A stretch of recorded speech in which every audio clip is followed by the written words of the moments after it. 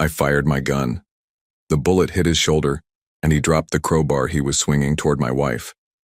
He screamed, fell to the ground, and clutched his arm, his face twisted in pain and fury. My heart pounded as I shielded my kids, who were crying behind me.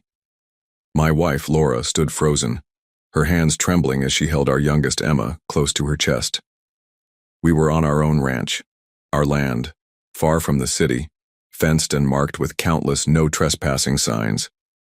Yet this HOA board member named Todd burst in like a maniac, shouting threats and swinging a metal rod like he was in a war movie. I had no choice. He had crossed the line. But as the sirens began to wail in the distance, I knew this was far from over. What would the cops say when they saw a bleeding HOA board member on my property? Would they believe me? Or would they see a man with a gun and a wounded man on the ground? Let me take you back to how this whole mess started.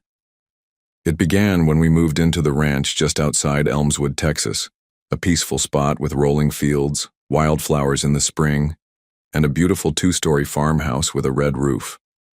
We bought the property fair and square.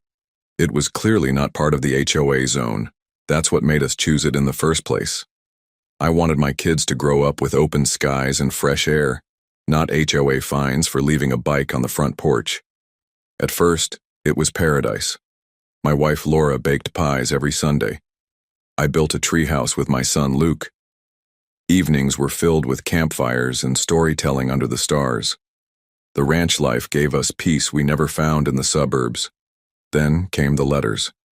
At first they looked like regular mail, no logo, no real return address. The first one said, "You are in violation of Section B HOA Code 12. Remove livestock within 14 days. I laughed. Must be a mistake. My ranch wasn't even within the HOA jurisdiction. I tossed it in the trash. Then the second letter came. This one was more aggressive. Refusal to comply will result in legal action and possible property lien. I frowned and called the HOA office. "Hello," I said. "I think there's a mix-up. I'm not in the HOA. My property is exempt. Was never part of the neighborhood plan." The lady on the phone sighed. "Sir, if your property shares the same access road as HOA members, it's under our regulation." That made no sense. I'd read my land papers 3 times. "My driveway is private," I said. "I own that road. It's carved into my deed." She didn't budge. "We'll be following up." Click. I hung up and stared at the phone. That's when I knew this wasn't a mix-up. It was harassment. Weeks passed. Then one afternoon, Luke came running inside, eyes wide. "Dad, there's a man outside with a clipboard taking pictures." I ran out and caught a short, pudgy man in khakis snapping photos of our barn. "Hey," I shouted, "you're on private property." He looked at me all smug. "This is part of a compliance inspection." "Get off my land," I said, walking toward him. "Now." He rolled his eyes. "You're going to regret this attitude. You'll hear from the board." He left, but not before snapping one last picture of my truck's license plate. That night, I bolted every door. Something about that man unsettled me. The following morning, we found pink notices taped to our gate. Final warning: remove unauthorized structures. Fines exceed $3,000. Laura looked worried. "We can't ignore this anymore, Jack. What if they try to take the ranch?" I calmed her down and told her we'd get a lawyer, but I didn't know yet just how deep this was going to go. The lawyer I hired was a sharp guy named Derek. He flipped through our documents, muttering legal terms under his breath. After an hour, he said, "Jack, you're right. Your land is clearly outside the HOA boundary. You've got the original land survey, the exclusion clause, everything. So they can't touch us?" He nodded slowly. "In theory, no. But these people play dirty. They'll try intimidation, fines, maybe even lawsuits just to drain your bank account. You're not in the wrong, but staying out of court is going to take patience." Patience wasn't easy. The next week, I came home from the feed store and saw a for sale sign hammered into my front yard. In bold black marker across the board, it read, "Foreclosure pending. HOA property reclaim. I nearly ripped the thing out with my bare hands. Luke cried when he saw it. "Dad, are we losing the ranch?" "No," I said firmly. "They're bluffing." But Laura was shaken. "How long before they come after us in person?" That night, I moved my rifle from the gun safe to the coat closet near the front door. Still, I hoped it wouldn't come to that. Then things got quiet. Too quiet. No more letters. No more visits. No more signs. Laura thought maybe they'd given up. But I didn't trust it. I felt something building. One evening, I got a text from a blocked number. It just said, "You've been warned." I showed it to Derek. He said we should file a report, but without a sender, there wasn't much the sheriff could do. Then came the power outage. It was a warm Saturday evening. We were getting ready for movie night, popcorn popping, Emma dancing around in her pajamas. Then suddenly, total darkness. I grabbed a flashlight and went out to check the breaker. Someone had ripped the whole panel off the side of the house. Wires were hanging like spaghetti. I looked around and spotted fresh tire tracks in the dirt leading toward the back gate. They had been here. That's when I told Laura, "From now on, we keep the kids inside after sunset." Still, we didn't want to run. This ranch was our dream. We couldn't just give it up to bullies. So I installed security cameras, reinforced the doors, and kept the rifle close. I started waking up in the middle of the night to do patrols with our dog, Max. The kids thought I was playing cowboy. I didn't have the heart to tell them the truth. 2 nights later, it happened. I woke up to a bang, a sharp metal clang from the barn. I grabbed my flashlight and quietly opened the front door. Max growled low and deep. I saw 3 figures near the barn. One of them had a crowbar. I ran back inside. "Laura," I whispered, "get the kids. Go into the safe room and lock it." She didn't ask questions. I grabbed the rifle, loaded it, and stepped outside. I shouted, "You're trespassing. Leave now." 1 figure ran off, but 2 stayed. One of them shouted, "You're gonna pay for disrespecting the HOA, you piece of trash." Then he rushed me, and I recognized him. Todd, the guy with the clipboard. But now he wasn't holding paper. He was holding a crowbar. He charged toward Laura, who was just closing the back door behind her. And I had to pull the trigger. The shot echoed through the night. Todd collapsed, clutching his shoulder, screaming. And just then, sirens. The sheriff's car lights painted the trees in blue and red. But what would they do when they found me, gun in hand, and Todd, an HOA member, bleeding on my land? Would they believe me? Or would they arrest me? And that's when I heard one of the deputies yell, "Drop the weapon," as they sprinted toward me. "Drop the weapon! Hands in the air!" The deputy shouted again, this time much closer.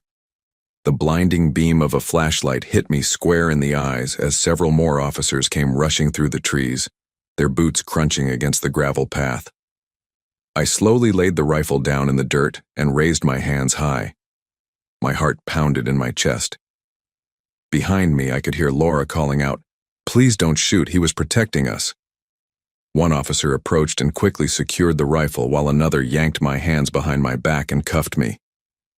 "Sir, you are being detained for the discharge of a firearm. You have the right to remain silent." I didn't want to shoot him, I interrupted, still dazed. He was coming at my wife with a crowbar. He broke into my property. I warned him. "We'll sort this out," the officer said firmly, then turned to his radio. "We've got one down. Gunshot wound to the shoulder. EMS needed immediately. Suspect is detained. Clear the area and secure the scene." They guided me toward the squad car, but not before I saw Todd writhing on the ground, being loaded onto a stretcher. His face was pale, sweat glistening on his forehead. He stared right at me with eyes full of pure hatred. Not regret. Not fear. Just hate. Laura was holding the kids, trembling. Emma was crying and Luke clung to his mom's leg, whispering, "Is Daddy going to jail?" I kept quiet as they put me into the back of the cruiser. My hands were still cuffed. I tried to stay calm, But my thoughts were racing. Did I just ruin everything? Would they believe my side of the story? At the sheriff's station, they kept me in a holding room for what felt like hours. Eventually, a man in a white shirt and tie walked in. Sheriff Daniels. I had seen him once before at a county fair. He had given a speech about safety and respect for the law. He sat down across from me and folded his hands. Mr. Carter, we've reviewed the footage from your security cameras. You did everything by the book. The footage shows the man charging at your wife with a weapon. You gave a clear verbal warning. Then you fired one shot. I blinked, stunned. So, I'm not under arrest? No, he said. You're being released. The man you shot, Todd Kensington, is known to us. We've had several complaints of harassment tied to his name, but nothing stuck until now.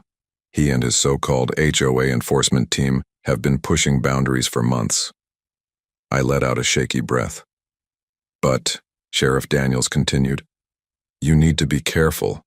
The HOA he's part of is more than just a group of nosy neighbors. They've got deep pockets and friends in high places. If they come after you again, document everything, and don't let your guard down. When I walked out of the station, Laura was waiting for me in the truck. The moment I saw her, I pulled her into a hug and just held her.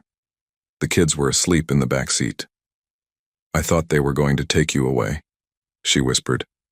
They almost did, I said. For a few days, it seemed like things had settled.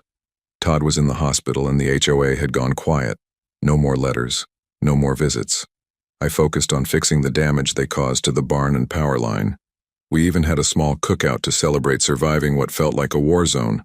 But just when we thought it was over, I got a letter. This one wasn't from the HOA. It was from a law firm.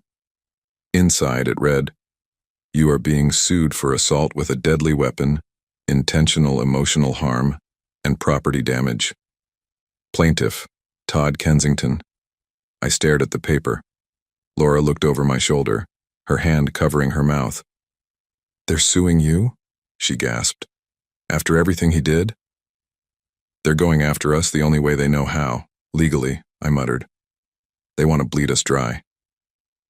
I called Derek immediately. He met us at the ranch the next day, visibly annoyed. "I was hoping we were past this," he said, "but they're not letting go." He paced around the kitchen looking over the lawsuit. "They're claiming you didn't give Todd a warning, that he was just there doing a compliance check, that you opened fire without cause."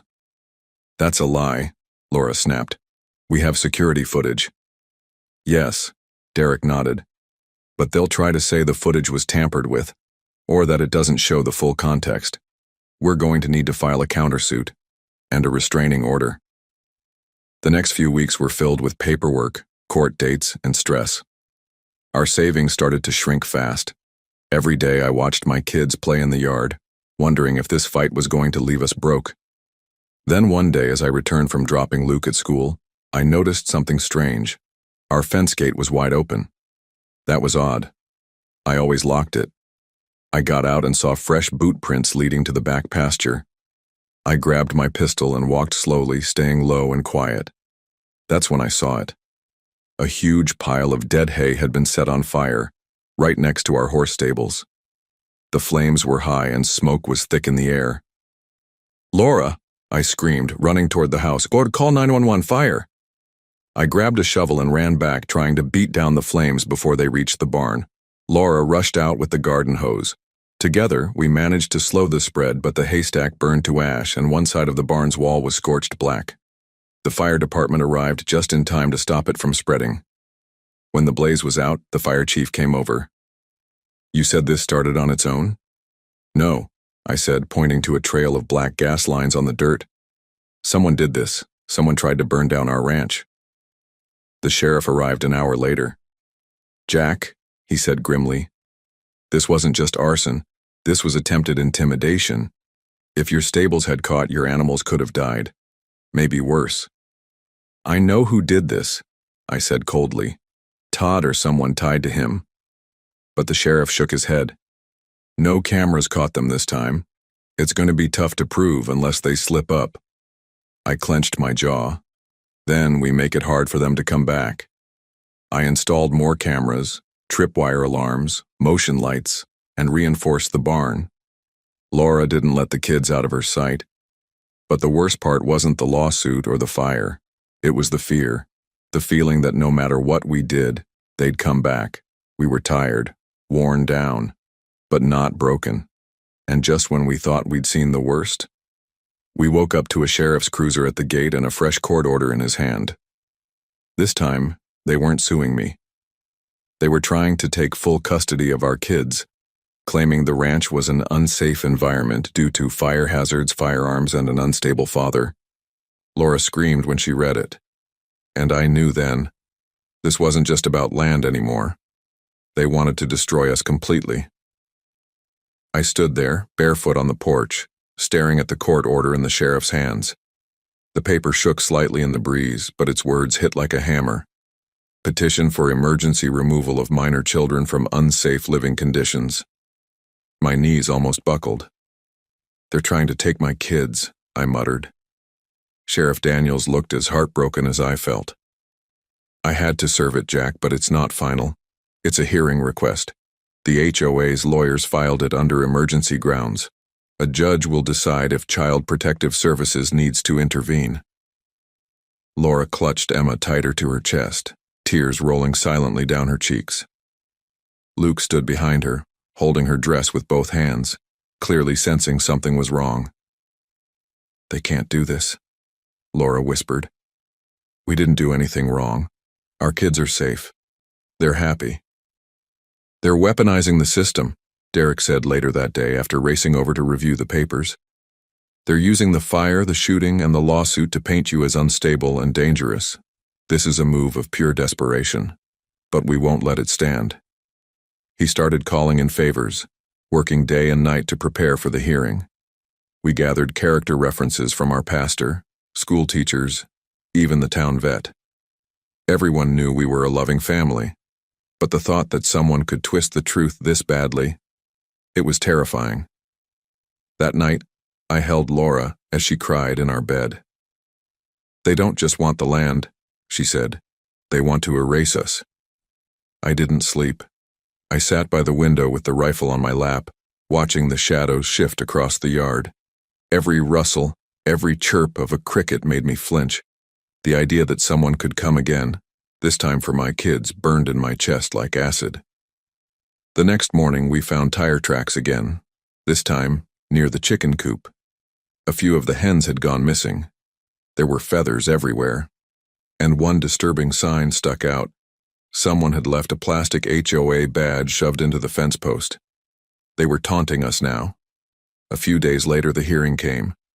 We wore our best clothes and drove to the county courthouse in silence.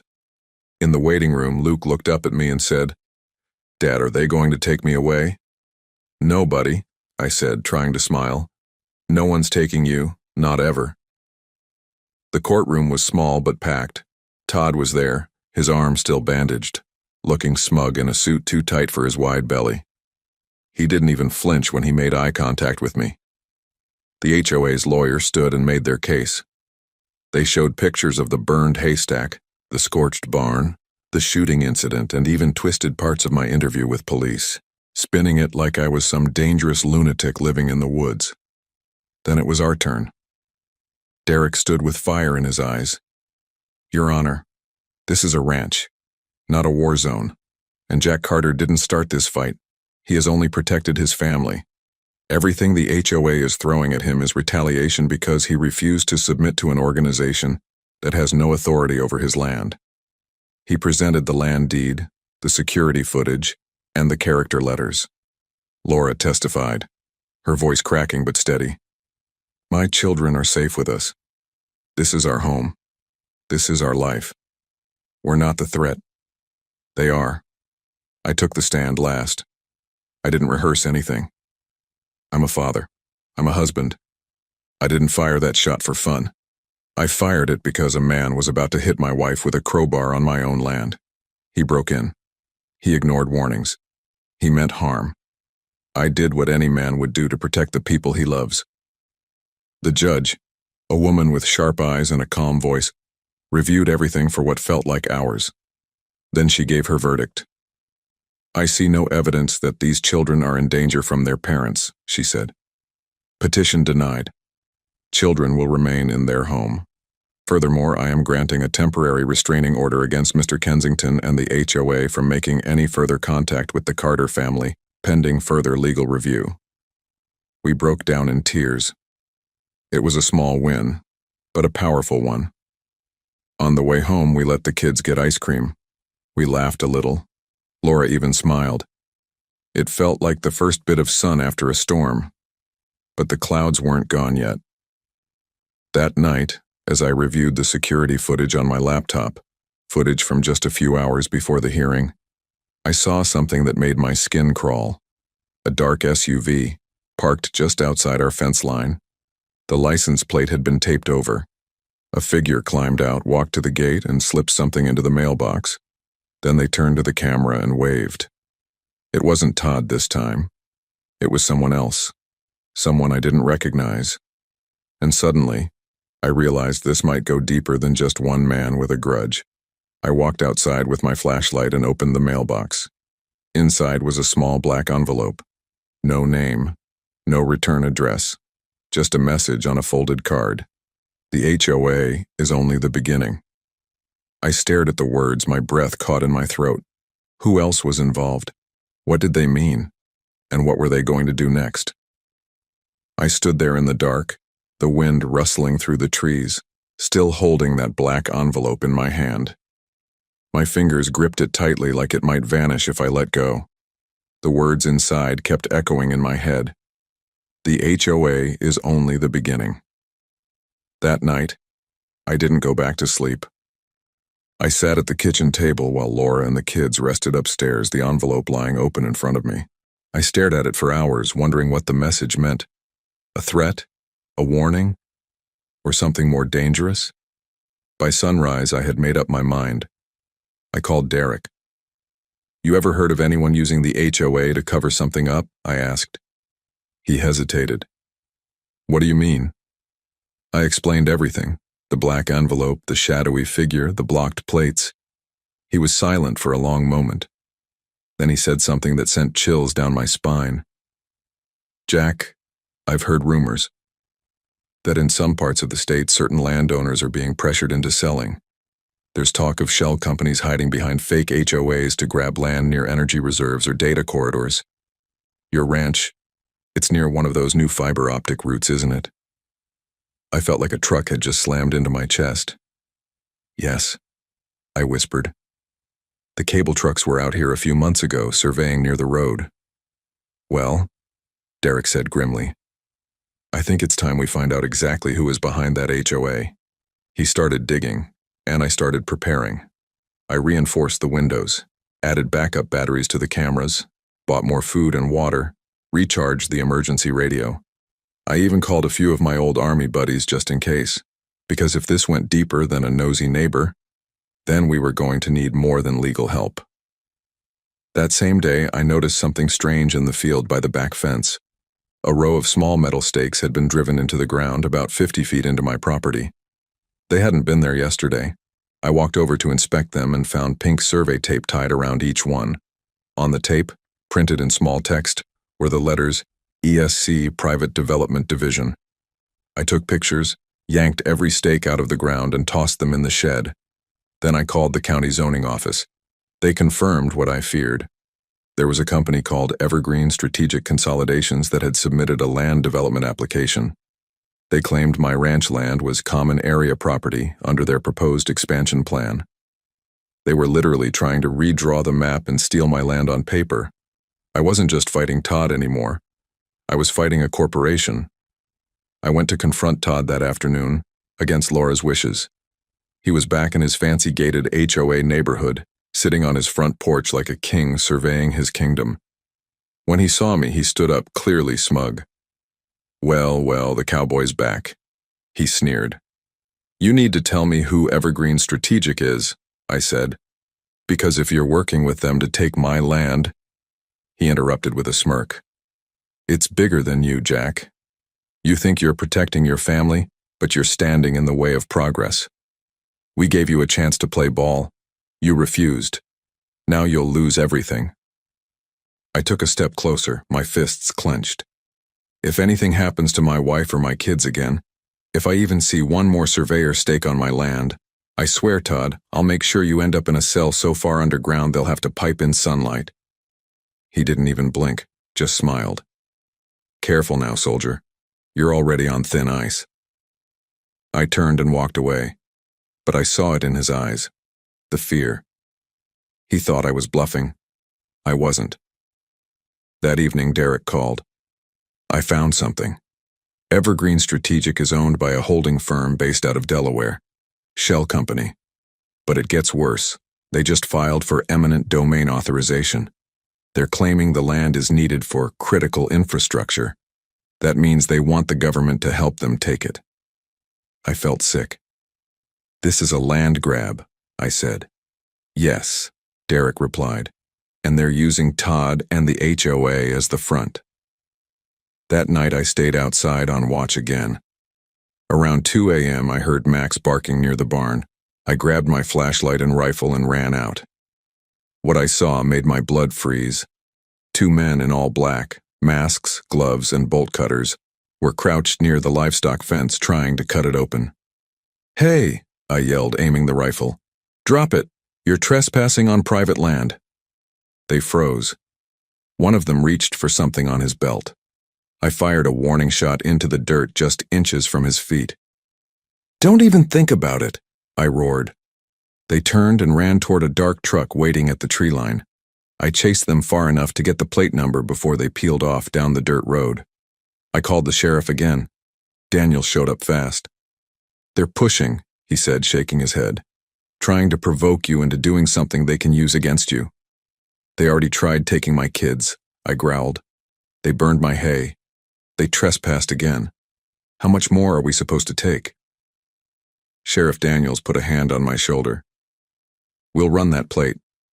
But you need to be prepared, Jack. They're not finished. I wasn't scared anymore. I was angry. And when I woke up the next morning, I made a decision. If they wanted a war, they were going to get one. But I wasn't just going to fight back. I was going to expose them. With the court date for the lawsuit fast approaching, and more strange activity showing up on my property, I called in reinforcements, friends from my old unit, tech-savvy guys, one who even worked cybersecurity. We set up hidden trail cams with night vision, motion sensors, audio traps, anything and everything that could help us track what these people were doing. And then, something happened. 3 nights later, while monitoring one of the trail cams on my laptop, I saw a black SUV pull up to the far north fence, where my land met the edge of the proposed expansion zone. 3 men got out. One of them was not from the HOA. It was someone from the county zoning board, and he handed over a folder to the other men. Then he said something that the audio caught perfectly clear. Phase 1 starts next week. The Carter land will be condemned under environmental violation. Get the cleanup crew ready to stage the dump. My stomach dropped. They were going to fake an environmental hazard, dump toxic waste or chemicals, frame me for it, so they could legally seize my land. This wasn't just bullying, this was criminal. And I had them on video. But before I could finish backing up the footage, my power went out again. All of it. The house, the cameras, everything. Then came the sound of shattering glass from the front of the house. I grabbed my rifle and rushed to the hallway where Laura was already pulling the kids into the panic room. A figure stood in the shattered window frame holding a flare, and in a deep, threatening voice he shouted, "This is your last warning, Jack." He lit the flare and threw it toward the kitchen. And just like that, the house caught fire. The moment the flare hit the kitchen floor, flames leapt up like they'd been waiting for it. The curtains caught first, then the tablecloth, then the cabinets. In seconds, thick black smoke filled the air. I didn't even have time to think. "Go!" I yelled at Laura as I slammed the panic room door shut behind her and the kids. Our panic room wasn't high-tech, just a reinforced storage space in the basement with a steel door, emergency air vents, a landline, and enough supplies to last a week.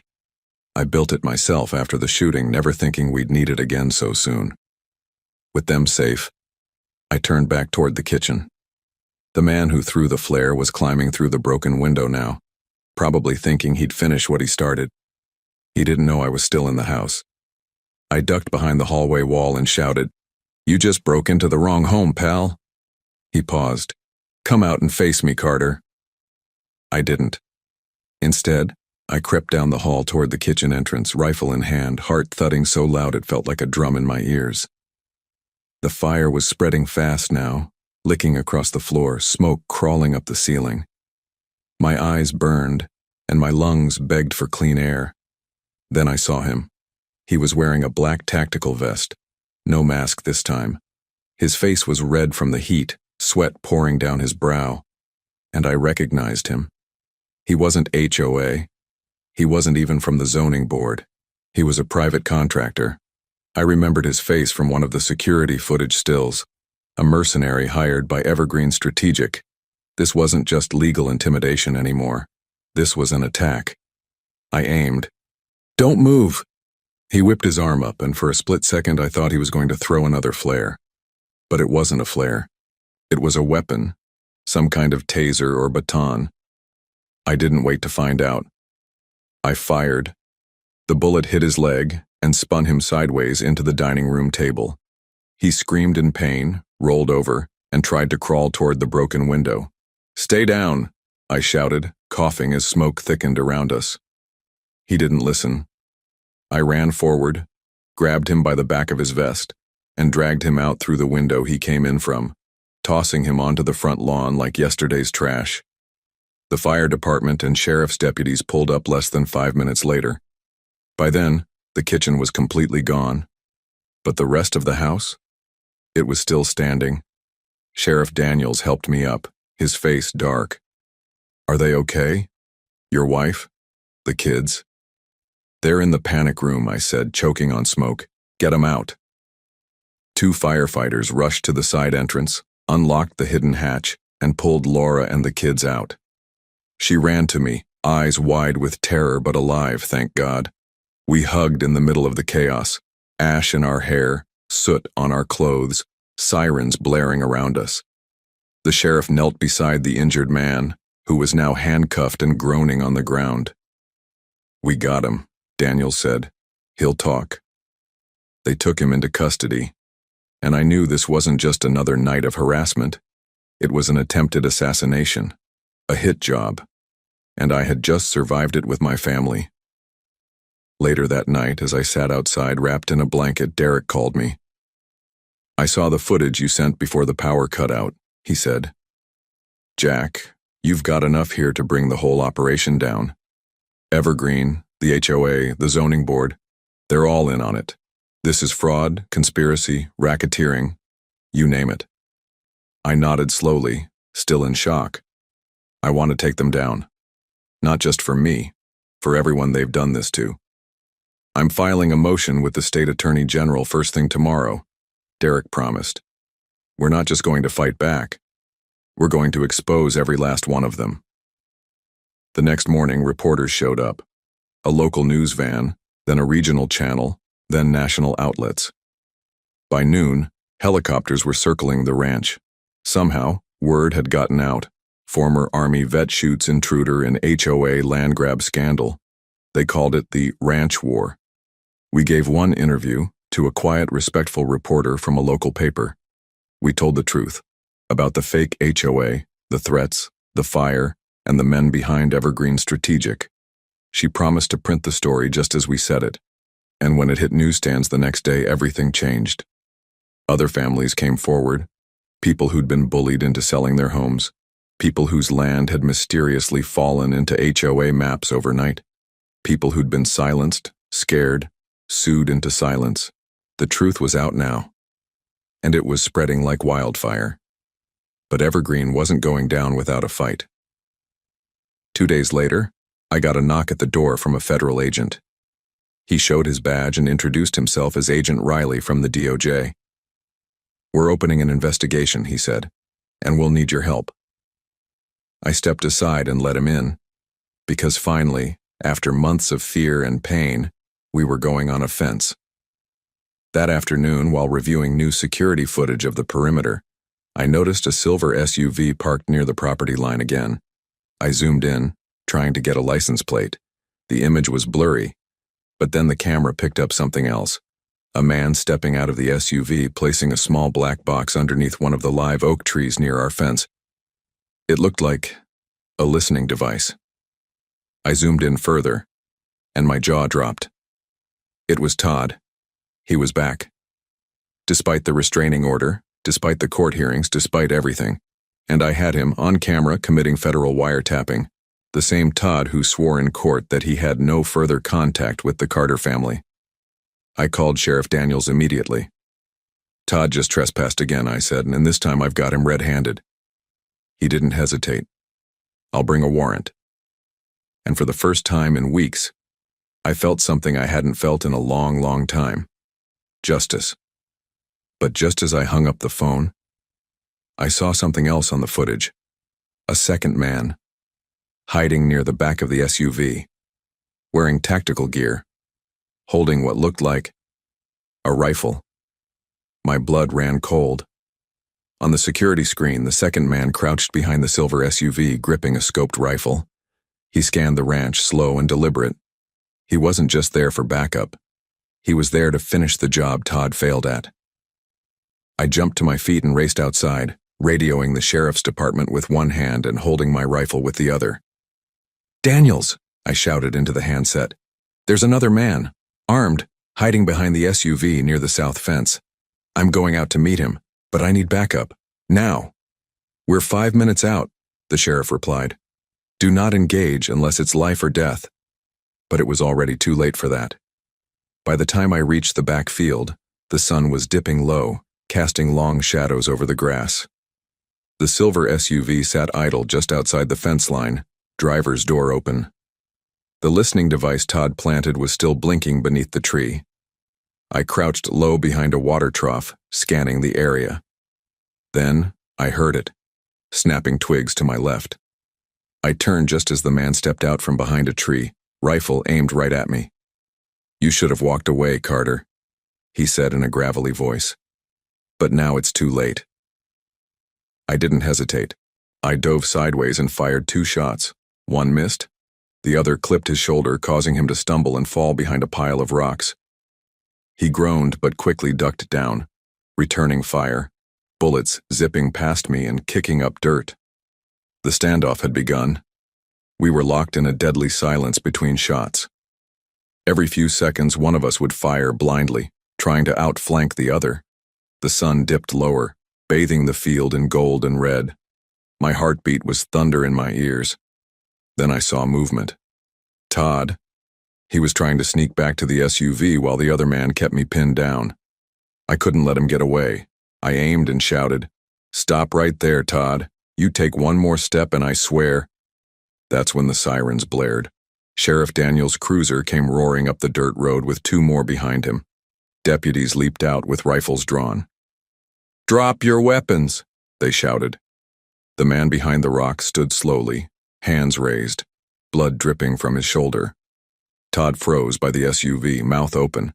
They were surrounded. The deputies cuffed both men, reading their rights while dragging them off the property. One officer retrieved the planted listening device and the scoped rifle, labeling them as evidence. Sheriff Daniels walked over to me. "You all right?" "Yeah," I said, still catching my breath. "We almost didn't make it." He shook his head. "They crossed the line, and now they're going to pay." Over the next few weeks, everything changed. The Department of Justice opened a full investigation. Evergreen Strategic was exposed for running illegal land grabs using fake HOAs as fronts. Dozens of officials, including the county zoning agent, were arrested for fraud, racketeering, bribery, and conspiracy. Todd? He was hit with multiple federal charges, including attempted arson, unlawful surveillance, attempted assault with a deadly weapon, and conspiracy to commit murder. The armed mercenary who'd come with him was a former dishonorably discharged Marine with ties to several land disputes in 3 other states. They both went to trial, and they both were convicted. The courts ruled in our favor, not only clearing us of all HOA involvement, but also awarding us damages. We used that money to rebuild our kitchen, upgrade the ranch, and most importantly, get peace of mind. The false HOA was dissolved. Their fines and claims were wiped out completely. And my family, we stayed right here, because this was our land, our dream, and no one, not a fake HOA, not some hired thug, not even a greedy corporation was going to take it from us. One afternoon, months later, Luke and I sat on the porch watching the sun set over our fields. "Dad," he said softly, "are we safe now?" I smiled and looked out at the ranch, peaceful again. "Yeah, buddy," I said, "we're safe." To everyone out there watching, if someone's pushing you around, trying to steal your peace, your home, or your family, stand your ground. Stand up for what's right. Because sometimes doing the right thing means fighting back. And we did. We fought. And we won. If you enjoyed this story, smash that like button, drop your thoughts in the comments. Have you or someone you know ever had to deal with a shady HOA? And don't forget to subscribe for more wild, jaw-dropping stories like this one. Thanks for watching, and we'll see you in the next video.